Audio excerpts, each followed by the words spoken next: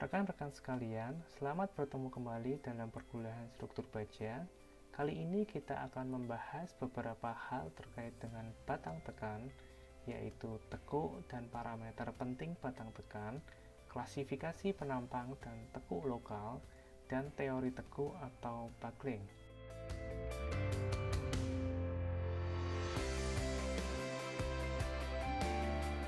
Selain parameter material, yaitu Fy atau kuat leleh, batang tekan dipengaruhi oleh parameter geometri, yang dapat kita ringkas dalam satu parameter tunggal yang disebut sebagai rasio kelangsingan batang, yaitu KL per R minimum, di mana KL adalah panjang efektif, R minimum adalah jari-jari girasi terkecil dari dua arah sumbu penampang.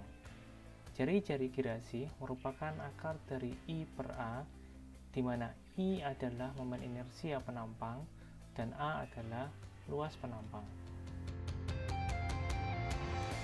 Secara visual, fenomena tekuk dapat kita kategorikan menjadi tekuk global dan tekuk lokal.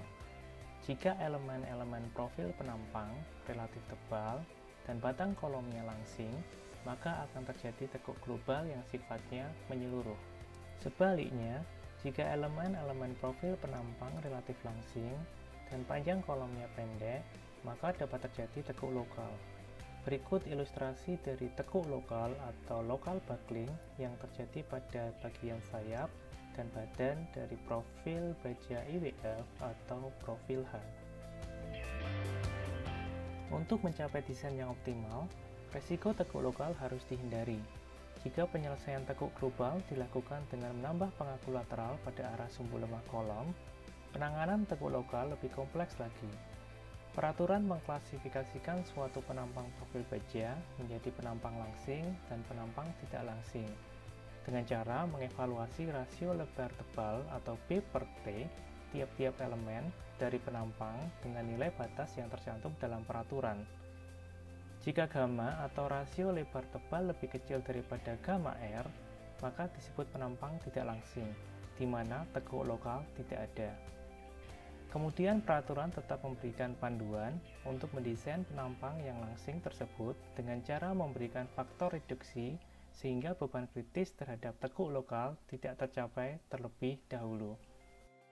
Teori tekuk pertama kali dikemukakan oleh Leonhard Euler untuk suatu kolom yang ideal, di mana kolom benar-benar lurus dan prismatik, terbuat dari material yang homogen, tidak ada tekanan sisa, dan beban bekerja pada titik berat penampang hingga batang melentur. Mari kita tinjau sebuah kolom ideal tersebut yang diberikan gaya tekan sebesar P. Kolom akan mengalami deformasi atau landutan sebesar YX yang nilainya bervariasi berdasarkan jarak terhadap tumpuan atau X. Kemudian dengan mengingat bahwa turunan kedua dari landutan atau YX adalah minus MX per EI, di mana E adalah modulus elastisitas dan I adalah momen inersia penampang, maka kita akan mendapatkan persamaan baru, yaitu turunan kedua dari Y atau landutan ditambahkan dengan P dikalikan dengan Y atau momen dibagi dengan EI sama dengan 0. Kemudian kita coba munculkan konstanta baru yaitu K kuadrat, yaitu sebesar P per EI, sehingga persamaan menjadi turunan kedua dari Y ditambah K kuadrat dikalikan Y sama dengan 0. Solusi persamaan diferensial tersebut dapat diekspresikan dalam bentuk YX sama dengan A sin KX ditambah B cos KX. Secara intuisi kita mengetahui bahwa landutan di tumpuan bernilai 0.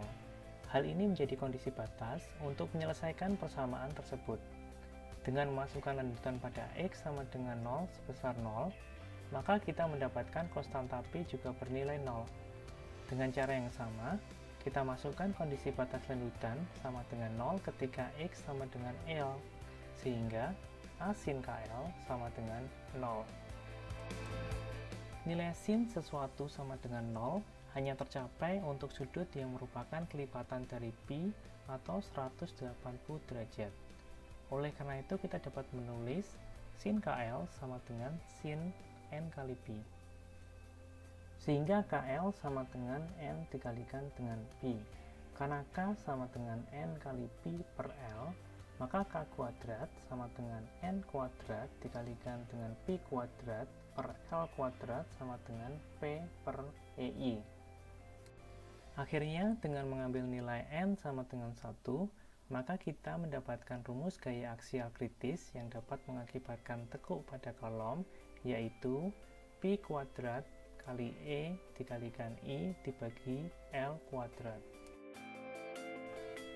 Panjang kolom L pada model Euler digunakan sebagai acuan evaluasi kolom dengan kondisi tumpuan yang berbeda, yaitu dengan melakukan penerapan faktor K atau panjang efektif kolom. Kolom Euler, seperti ditunjukkan dalam gambar A, memiliki peletakan yang dapat berotasi pada kedua ujungnya, tetapi gerak translasi ditahan. Kolom Euler ini dianggap memiliki faktor panjang efektif K sama dengan 1,0. Jika kedua ujung kolom ditahan untuk berotasi dan bertranslasi, maka panjang tekuknya menjadi lebih kecil, yaitu setengahnya, atau kita bisa katakan K sama dengan 0,5.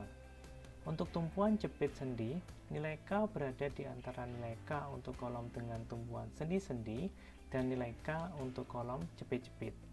Nilai K lebih besar dari 1,0 didapatkan untuk kolom yang bisa bertranslasi pada salah satu ujungnya, seperti ditunjukkan pada gambar D.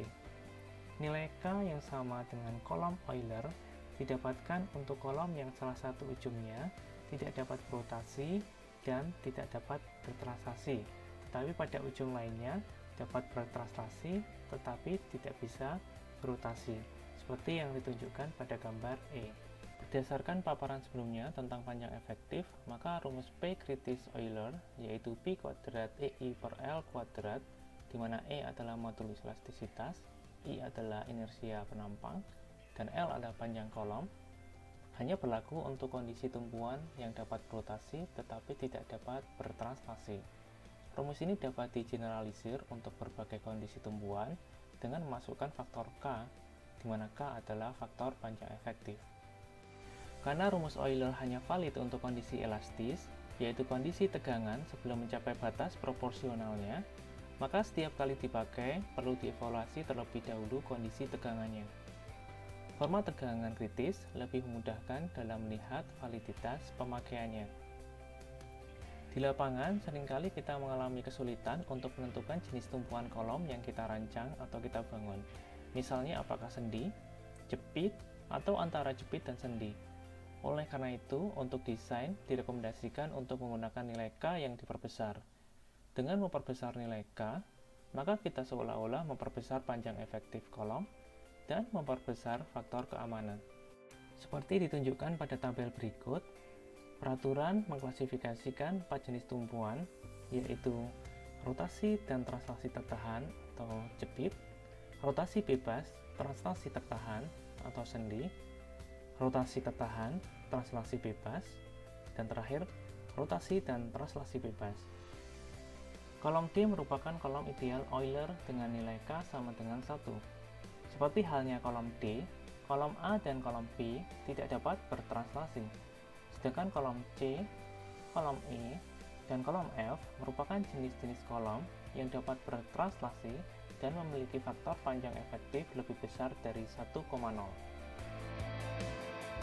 Berdasarkan bisa tidaknya kolom dalam suatu struktur rangka untuk bertranslasi, rangka dapat dikategorikan menjadi dua, yaitu rangka tidak bergoyang dan rangka bergoyang. Disebut sebagai rangka tidak bergoyang jika titik nodal kolom tidak berpindah saat dibebani, seperti halnya ditunjukkan dalam kasus A, kasus B, dan kasus D. Nilai faktor K untuk rangka tidak bergoyang berkisar antara 0,5 dan 1,0.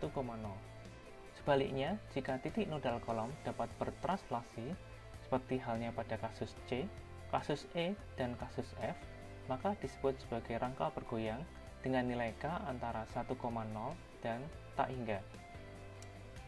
Tambatan lateral untuk struktur tidak bergoyang dapat berupa bracing atau truss dan dinding geser. Nilai faktor panjang kolom efektif untuk rangka tidak bergoyang akan lebih kecil dari 1,0. Jika diambil nilai K sama dengan 1,0, untuk desain, maka hasilnya cukup konservatif atau aman. Gambar kiri bawah menunjukkan rangka tidak bergoyang dengan pengaku lateral berupa bracing. Kita lihat ujung bawah kolom memiliki tumpuan sendi, dan ujung atas kolom berada di antara kondisi sendi dan jepit, sehingga faktor K berada di antara nilai K untuk tumpuan sendi jepit yaitu 0,7 dan tumpuan sendi-sendi yaitu 1,0. Kemudian gambar kanan bawah menunjukkan rangka tidak bergoyang dengan tambatan lateral berupa dinding geser. Kita lihat ujung bawah kolom memiliki tumpuan jepit dan ujung atas kolom berada di antara kondisi sendi dan jepit, sehingga faktor K berada di antara nilai K untuk tumpuan jepit-jepit yaitu 0,5 dan tumpuan jepit sendi yaitu 0,7.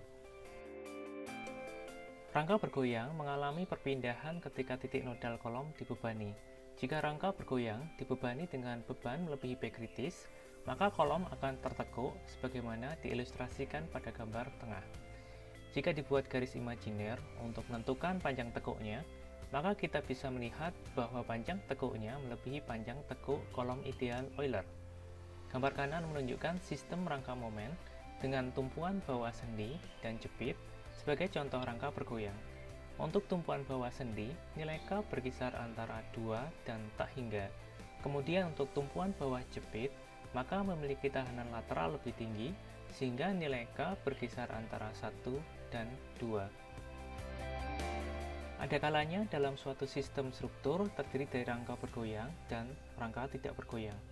Rangka ACDB merupakan rangka bergoyang karena dapat bertranslasi ketika dibebani. Rangka CEFD walaupun memiliki perpindahan lateral absolut yang sama dengan rangka ACDB, tetapi secara relatif tidak mengalami perpindahan karena rangka CEFD bergerak bersama-sama sebagai blok kaku karena adanya bracing. Kolom AC dan kolom BD memiliki peletakan sendi di bagian bawah dan tertahan rotasi pada bagian atas walaupun dapat bertranslasi. Oleh karena itu, nilai faktor panjang efektif untuk kolom tersebut adalah 2,0. Kolom CE dan kolom DF tertahan rotasi pada bagian bawah dan pada bagian atas berada di antara kondisi jepit dan sendi. Oleh karena itu, nilai faktor K berkisar antara 0,5 dan 0,7. Jika bracing pada rangka CEFD dihilangkan, maka kekakuan sistem struktur berubah drastis dari sistem kekakuan aksial menjadi sistem kekakuan lentur. Dengan perubahan kekakuan tersebut, maka nilai faktor panjang efektif kolom K akan membesar. Bahkan jika kekakuan sistem struktur tidak mencukupi atau tidak stabil, maka nilainya bisa menjadi tak hingga. Salah satu pendekatan yang dapat digunakan untuk menentukan faktor panjang efektif kolom adalah Effective Length Method. Walaupun memiliki keterbatasan dari segi akurasi dibandingkan dengan Direct Analysis Method atau DAM, metode ini memiliki kelebihan yaitu dapat digunakan tanpa bantuan komputer. Berikut disediakan rumus untuk menentukan nilai faktor panjang efektif kolom untuk rangka tidak bergoyang dan rangka bergoyang, di mana JA dan JB merupakan rasio kekakuan kolom terhadap balok pada ujung kolom atas dan ujung kolom bawah. Jika modulus elastisitas material dan momen inersia penampang kolom dan balok diketahui, maka variabel yang tidak diketahui hanyalah faktor K. Dengan cara melakukan iterasi berbagai nilai K, maka akan didapatkan suatu nilai faktor K yang memenuhi persamaan tersebut. Rumus yang sebelumnya cenderung kompleks dan membutuhkan proses iterasi untuk mendapatkan nilai faktor panjang efektif K. Oleh karena itu, dibuatlah alignment chart seperti berikut, baik untuk rangka tidak bergoyang dan rangka bergoyang. Dengan menghitung nilai JA dan JB, kemudian menarik garis lurus dari nilai JA di sisi kiri menuju nilai JB di sisi kanan, kita akan mendapatkan nilai faktor K. Misal untuk kolom bergoyang dengan JA sama dengan 10 dan JB sama dengan 1,5, maka akan didapatkan nilai K sebesar 2,0. Jika diambil asumsi bahwa kolom dan balok terbuat dari material baja yang memiliki nilai modulus elastisitas yang sama, Maka ekspresi modulus elastisitas dapat dihilangkan dari rumus untuk penentuan faktor G sebagai berikut. Nilai G merupakan perbandingan kekakuan kolom dan kekakuan balok. Kekakuan kolom dihitung dengan cara menjumlahkan kekakuan semua komponen struktur tekan atau kolom dengan bidang lentur yang sama yang terhubung secara kaku pada ujung komponen struktur yang ditinjau. Kemudian kekakuan balok dihitung dengan cara menjumlahkan kekakuan semua komponen struktur lentur atau balok dengan bidang lentur yang sama yang terhubung secara kaku pada ujung komponen struktur yang ditinjau. Rumusan sebelumnya dikecualikan untuk kondisi-kondisi sebagai berikut. Untuk komponen struktur tekan yang dasarnya tidak terhubung secara kaku pada pondasi, misalnya tumpuan sendi, nilai G tidak boleh diambil kurang dari 10. Kecuali bila dilakukan analisa khusus untuk mendapatkan nilai G tersebut. Untuk komponen struktur tekan yang dasarnya terhubung secara kaku pada pondasi atau jepit, nilai G tidak boleh diambil kurang dari 1, kecuali bila dilakukan analisa khusus untuk mendapatkan nilai G tersebut. Sebagai contoh, kita berikan ilustrasi sebagai berikut. Terdapat suatu sistem rangka struktur di mana rasio nilai momen inersia terhadap panjang elemen diketahui. Titik A adalah tumpuan sendi. Kita ambil nilai G minimum yaitu 10. Pada titik B, merangka dua buah kolom yaitu kolom AB dan kolom BC dan satu buah balok yaitu balok BE. Kolom AB memiliki parameter kekakuan sebesar 13,486. Ditambahkan dengan parameter kekakuan kolom BC sebesar 15,73. Kemudian dibagi parameter kekakuan balok BE sebesar 55,83, sehingga mendapatkan faktor G sebesar 0,523. Pada titik C hanya merangka kolom BC dan balok CF, sehingga nilai G didapatkan dari kekakuan kolom BC yaitu sebesar 15,73 dibagi dengan kekakuan balok CF yaitu sebesar 39,5, sehingga didapatkan nilai G sebesar 0,398. Seperti halnya titik A, titik D merupakan tumpuan sendi, sehingga kita ambil nilai G minimum sebesar 10. Pada titik E, merangka dua buah kolom yaitu kolom DE dan kolom EF dan dua buah balok yaitu balok BE dan balok EH. Untuk mendapatkan nilai G pada titik E, maka kita menjumlahkan kekakuan kolom DE dengan kekakuan kolom EF yaitu 11,57 ditambahkan dengan 13,5 dibagi dengan kekakuan balok BE ditambahkan dengan kekakuan balok EH yaitu 55,83 ditambah 62,33, sehingga kita dapatkan nilai G pada titik E sebesar 0,212. Pada titik F, merangka satu buah kolom yaitu kolom EF dan dua buah balok yaitu balok CF dan balok FI. Nilai G pada titik F didapatkan dari kekakuan kolom EF yaitu 13,5 dibagi dengan kekakuan balok CF 39,5, kekakuan balok FI 43, sehingga kita dapatkan nilai G pada titik F sebesar 0,164. Dengan cara yang sama, kita dapat menentukan faktor G pada titik G, titik H, dan titik I. Baiklah, kita sudah menentukan nilai G untuk semua titik, sehingga kita dapat menentukan nilai faktor panjang efektif K untuk semua kolom. Untuk kolom AB, nilai JA adalah 10 dan nilai JB adalah 0,523. Mari kita menggunakan alignment chart yang telah disediakan dalam peraturan. Di sisi kiri adalah JA sebesar 10 dan di sisi kanan adalah JB sebesar 0,523. Jika kita menarik garis lurus dari JA menuju JB atau sebaliknya, maka kita akan mendapatkan nilai K sebesar 1,8. Dengan cara yang sama, kita menentukan nilai faktor panjang efektif K untuk semua kolom. Selain menggunakan alignment chart, terdapat cara lain yang mirip, masih menggunakan GA dan GB, yaitu menggunakan rumus sebagai berikut. Rumus Euler hanya berlaku untuk kolom yang mengalami tekuk elastis, yaitu kondisi tegangan sebelum mencapai batas proporsionalnya. Untuk kolom yang mengalami tekuk pada kondisi inelastis, maka rumus tersebut sudah tidak lagi berlaku. Oleh karena itu, diperlukan suatu modifikasi dari rumus Euler, yaitu modulus elastisitasnya diganti dengan modulus tangan material pada kondisi inelastis. Seperti diilustrasikan dalam gambar bahwa tegangan P merupakan batas daerah elastis dan rumus Euler berlaku dari kondisi tegangan 0 sampai dengan tegangan P tersebut. Selanjutnya digunakan rumus modifikasi. Berikut disajikan hubungan antara rasio gaya aksial terhadap luas penampang dan kuat leleh material dengan rasio kelangsingan.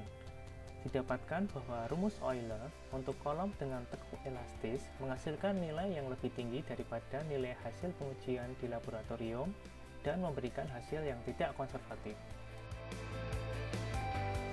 Seperti yang telah disampaikan di awal, bahwa selain kuat leleh material, kuat batang tekan juga dipengaruhi oleh bentuk penampang.